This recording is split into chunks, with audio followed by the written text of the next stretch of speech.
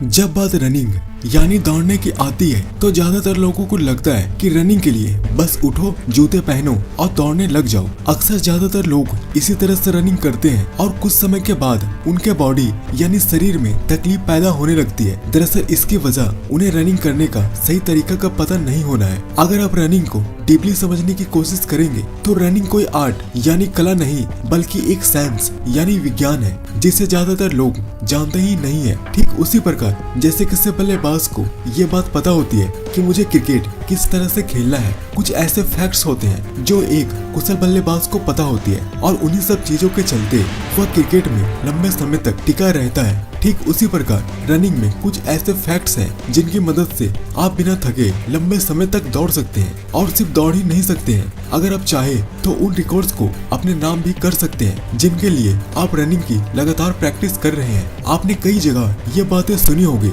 कि दौड़ने से स्टेमिना बढ़ता है और शायद आप इस चीज को मानते भी होंगे जो कि सच भी है। लेकिन क्या आपको पता है कि रनिंग से सिर्फ आपका स्टेमिना ही नहीं बढ़ेगा बल्कि आपके शरीर में ऐसे ऐसे गजब के चेंजेस यानी परिवर्तन भी आएंगे जिसके बारे में अभी आप अंदाजा भी नहीं लगा सकते हैं। स्टेमिना बढ़ाना रनिंग का सिर्फ एक छोटा सा पार्ट है। तो दोस्तों ये वीडियो आपकी जिंदगी की सबसे स्पेशल वीडियो होने वाली है, इसलिए इस वीडियो को शुरू से लेकर एकदम लास्ट तक देखना, क्योंकि इस वीडियो में जो बातें मैं आपको बताने वाला हूँ वह कोई साधारण बात नहीं है और आपको कम से कम अपने शरीर के लिए इन बातों का पता होना जरूरी है। तो चलिए वीडियो को शुरू करते हैं। फैक्ट नंबर 1, क्या आप उसेन बोल्ट को जानते हैं? इन्हें वर्ल्ड यानी दुनिया का सबसे तेज दौड़ने वाला इंसान माना जाता है। इन्होंने 3 ओलंपिक्स में 8 गोल्ड मेडल अपने नाम किए हैं और सिर्फ इतना ही नहीं, 2008 से सभी ओलंपिक्स के 100 मीटर और 200 मीटर रेस में जीतकर वर्ल्ड रिकॉर्ड बना चुके हैं। इन्होंने रनिंग करने के बहुत ही इंटरेस्टिंग फैक्ट्स बताए हैं और साथ ही उन्होंने ये भी बताया है कि फाइनल रेस में आपको क्या सोचना है जिससे आपके रेस में जीतने के चांसेस ज्यादा हो। तो पहले हम जानते हैं कि रनिंग का सही तरीका क्या है। Position of head, hands and shoulders यानी आपके सर, हाथ और कंधे की स्थिति। बोल्ट कहते हैं कि जब आप रनिंग करते हैं तो आपके हाथ हल्के से मुड़े होने चाहिए और साथ ही रनिंग करते समय उसे अपने शरीर से ज्यादा दूर तक ना लेके जाएं। उसे एक सीमित मात्रा तक ही आगे पीछे करें जैसा कि आप इस वीडियो में देख रहे हैं। और रनिंग करते समय आपका शरीर और आपका सर का पोजीशन ऊपर की तरफ नहीं होना चाहिए बल्कि सर का पोजीशन थोड़ा नीचे और आगे की तरफ हल्का सा झुका होना चाहिए जैसा कि आप इस वीडियो में देख रहे हैं। अपने कंधे 90 डिग्री के कोण पर रखने की कोशिश करें। इंटरव्यू में उसेन बोल्ट से पूछा गया कि जब फाइनल रेस का मौका आता है तो सभी धावक का दिल तेजी से धड़कता है, उस समय आपके दिमाग में क्या चलता है? इस इंटरव्यू में जो सवाल बोल्ट से पूछा गया था वो सवाल लगभग सभी धावक के मन में जरूर आता है कि आखिर उसेन बोल्ट जैसे बड़े प्लेयर्स फाइनल रेस में क्या सोचते हैं जिससे वह घबराते नहीं है और एकदम कॉन्फिडेंस यानी आत्मविश्वास के साथ रेस को जीत लेते हैं। तो इंटरव्यू में बोल्ट ने कहा कि हमारा दिमाग हमारे किसी काम को करने से 10 गुना ज्यादा बातें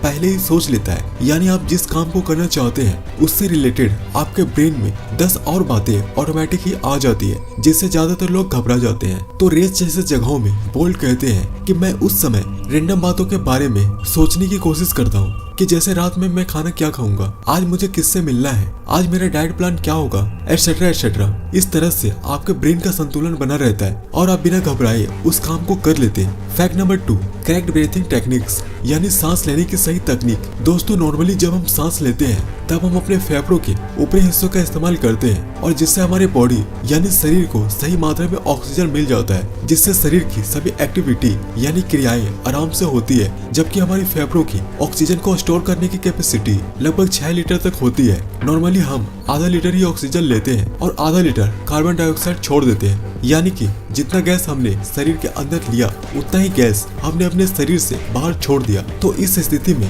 ऑक्सीजन और कार्बन डाइऑक्साइड का बैलेंस यानी संतुलन बना रहता है। लेकिन जब हम दौड़ते हैं तो दौड़ते वक्त हम जल्दी जल्दी सांस लेना शुरू कर देते हैं जिससे फेफड़ों का ऊपरी हिस्सा इस्तेमाल हो पाता है और जब आप मुंह से ज्यादा सांस खींच लेते हैं तो कार्बन डाइऑक्साइड को सही से छोड़ नहीं पाते हैं। तो इस कंडीशन में फेफड़ों में जरूरत से ज्यादा हवा भर जाती है जिससे ऑक्सीजन और कार्बन डाइऑक्साइड का संतुलन बिगड़ जाता है और इससे नई ऑक्सीजन फेफड़ों में कमी आ पाती है और फेफड़ों फेफड़ों की मांसपेशियों पर जोर पड़ने लगता है। इस वजह से फेफड़ों की मांसपेशियां थक जाती है और बिना ऑक्सीजन के शरीर में लैक्टिक एसिड की मात्रा भी बढ़ जाती है, जिससे आपकी बॉडी थक जाती है और आपको रुकना पड़ता है। दौड़ते समय आपको सांस को गहरा और लंबा लेना है, जिससे ऑक्सीजन की मात्रा हमारे शरीर में ज्यादा जाए और हम एक ही सांस में 5 से 6 कदम तक दूरी तय कर सके। दोस्तों, जितना अच्छे से सांस लेना जरूरी है, उतने ही अच्छे तरीके से सांस को छोड़ना भी जरूरी है। तो आप जितनी सांस ले उतनी ही सांस छोड़ दें और फिर बाद में नई सांस ले। हमारे सांस लेने की स्पीड हमारी दौड़ने की स्पीड पर डिपेंड यानी निर्भर करती है। तो अगर आप धीरे दौड़ रहे हैं तो सांस लेने का स्पीड भी कम होनी चाहिए। वही इसके उल्टा अगर आप तेज दौड़ रहे हैं तो आपके सांस लेने की स्पीड भी तेज होनी चाहिए। फैक्ट नंबर 3, पैरों की अवतरण। दोस्तों, इसे रनिंग का एक अहम हिस्सा माना जाता है। ज्यादातर लोगों का रनिंग को लेकर ये सवाल होता है कि पैरों को जमीन पर लैंड कराते वक्त पैरों की लैंड पंजों के बल होनी चाहिए या हील के बल। ज्यादातर लोग रनिंग करते वक्त अपने हील यानी एड़ी को जमीन से छूते हैं, लेकिन ये पैरों की लैंडिंग कराने का सबसे गलत तरीका है, क्योंकि हील से जमीन पर छूने की वजह से शरीर का सारा वजन आपके घुटनों पर आता है और अगर आप लंबे समय तक इसी तरह से रनिंग करते हैं तो आपके घुटनों में परेशानियां आ सकती है। इसलिए कोशिश करें कि आपका पैर एकदम सीधा जमीन पर लैंड हो। ऐसा करने से शरीर के सभी हिस्सों पर एक समान दबाव पड़ता है और आपके घुटनों में किसी तरह से कोई समस्या नहीं होती है। और साथ ही सीमेंटेड रोड पर ना दौड़े, क्योंकि सीमेंटेड रोड बहुत ही ठोस होते हैं और इसकी ठोस होने की वजह से इसका प्रभाव सीधा आपके घुटनों पर पड़ता है और आपके घुटनों में परेशानियां आ सकती है। फैक्ट नंबर 4, रनिंग में सबसे ज्यादा बल या जोर आपके पैरों पर पड़ता है, इसलिए जरूरी है कि आपको अपने पैरों पर विशेष ध्यान देना चाहिए। यानी आपको अपने पैर को मजबूत बनाने के लिए एक्सरसाइज करना चाहिए, जिससे दौड़ते समय आपके पैर में किसी तरह की दिक्कत ना आए। और इसके लिए कुछ एक्सरसाइज है जिसे आपको करना चाहिए, जैसे back squat, front squat, walking lunges, reverse lunges etcetera etcetera. इन एक्सरसाइज को अगर आप पहली बार करोगे तो आपको फील होगा कि ये काफी हार्ड एक्सरसाइज है, लेकिन इससे घबराने वाली कोई बात नहीं है और इसे आपको रेगुलर करते रहना है। और इन एक्सरसाइज की टाइमिंग को भी आपको धीरे धीरे बढ़ाते जाना है। इन एक्सरसाइज को आपके लेग्स के लिए काफी अच्छा माना जाता है। इन तरीकों से आपके लेग्स बहुत ही जल्दी मस्कुलर बन जाते हैं। फैक्ट नंबर 5, तो दोस्तों, जब आप अपना स्टेमिना बढ़ाने के लिए इतना सब कुछ कर रहे हो तो ये भी जरूरी है कि आपको अपने डाइट यानी आप अपने दिन भर के खान पान पर ध्यान दें, क्योंकि ऐसा कई बार होता है कि जब आप छोटा से छोटा एक्सरसाइज भी करते हैं तो बस 5 से 10 मिनट में ही आपको ऐसा लगता है कि यार अब मेरे बस की बात नहीं है। तो इसकी केवल एक ही वजह होती है और वह वजह आपके बॉडी यानी शरीर में इंडोरेंस यानी सहनशीलता का कम होना, या दूसरे शब्दों में कहूँ तो आपका रोज का खराब डाइट प्लान है। तो अभी मैं आपको जिन खानों के बारे में बताने जा रहा हूँ उसे आपको रोज के डाइट प्लान में शामिल करना है। इससे आपका स्टेमिना तो बढ़ेगा ही, साथ ही साथ आपके शरीर में और भी कई गजब के चेंजेस आपको देखने को मिलेंगे। मैं आपको 3 खानों के बारे में बताने जा रहा हूँ जिसे आपको अपनी डाइट में रोजाना शामिल करना है। अगर आप इन खानों को लगातार 1 मंथ तक फॉलो करते हैं तो इससे आपका स्टेमिना बहुत ज्यादा बढ़ जाएगा। तो इसमें से सबसे पहला चीज जो आता है वह है ग्राम यानी कि चना। चना में भरपूर मात्रा में प्रोटीन होती है जो आपके शरीर को बहुत जल्दी शक्तिशाली बनाता है और इसलिए आपको चना को जरूर खाना चाहिए। आपको रात में सोते समय चने को फूलने के लिए छोड़ देना है और सुबह उठते ही जब आप रनिंग करने जाओ या एक्सरसाइज करने जाओ तो चना का पानी जो होता है उसे पहले पी लेना है और जैसे ही आप रनिंग या एक्सरसाइज करके वापस आ जाते हो तो उस समय आपको जो फूला हुआ चना है उसे आपको खा जाना है। दूसरे नंबर पर आता है मूंग। दोस्तों, मूंग में भी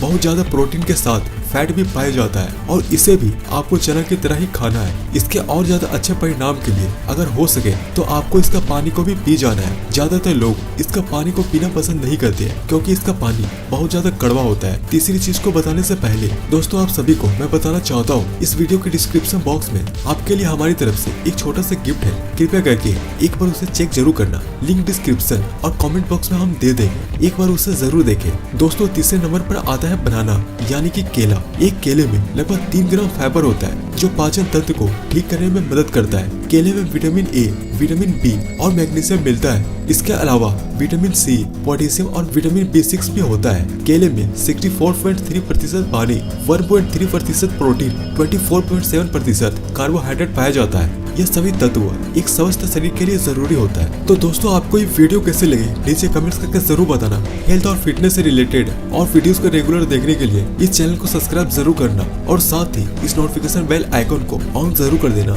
इससे आपको मेरी नेक्स्ट सभी वीडियोस की नोटिफिकेशन तुरंत मिल जाएगी और आप उन सभी वीडियोस को सबसे पहले देख लेंगे। And thanks for watching.